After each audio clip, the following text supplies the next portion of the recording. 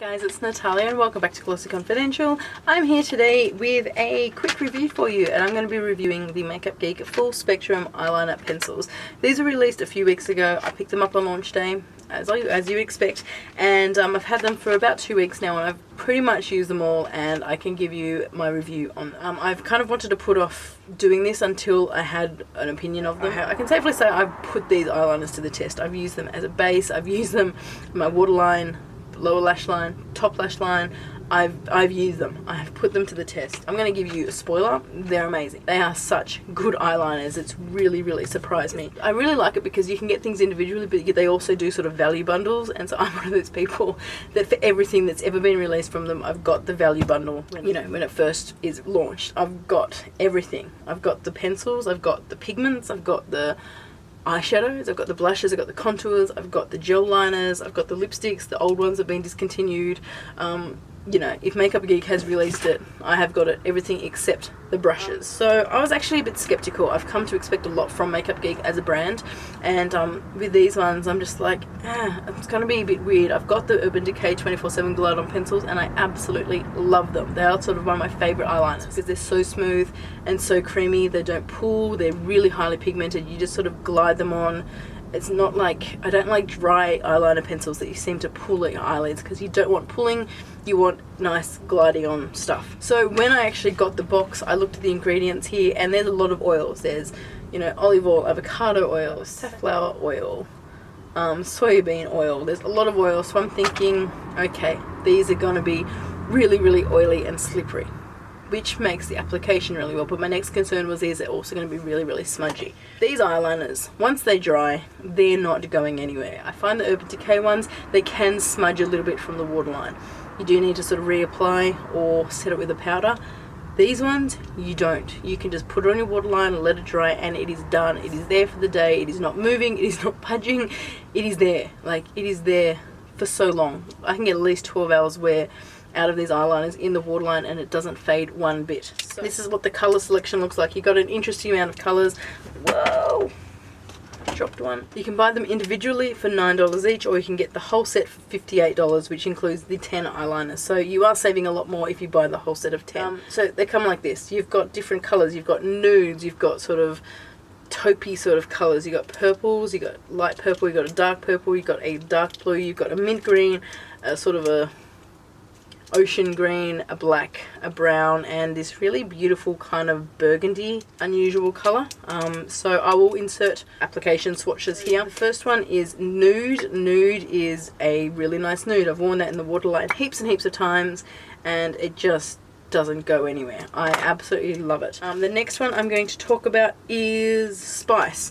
Now, Spice is a brown. It's more of a cool tone brown. Just put it in the outer quarter of my bottom lash line and just smudge it out with a brush.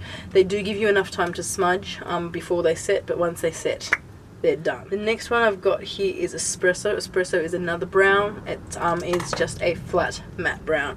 Really nice deep sort of coffee colour. It is quite oily, as I mentioned, but once it does set, it's okay. The next one I'm going to talk about is Obsidian. Obsidian is just your standard black. It's not as black as Perversion, I would say. It's about the same colour as Zero. The mint green one is just called Mint. It is a really nice matte mint green. I think I was wearing this one in my palette collection video. I'm going to link that up here. And I was wearing this one in my bottom lash line. Really love that. The other one you've got here is Ocean, which is like a shimmery seafoam green sort of shade. Really beautiful.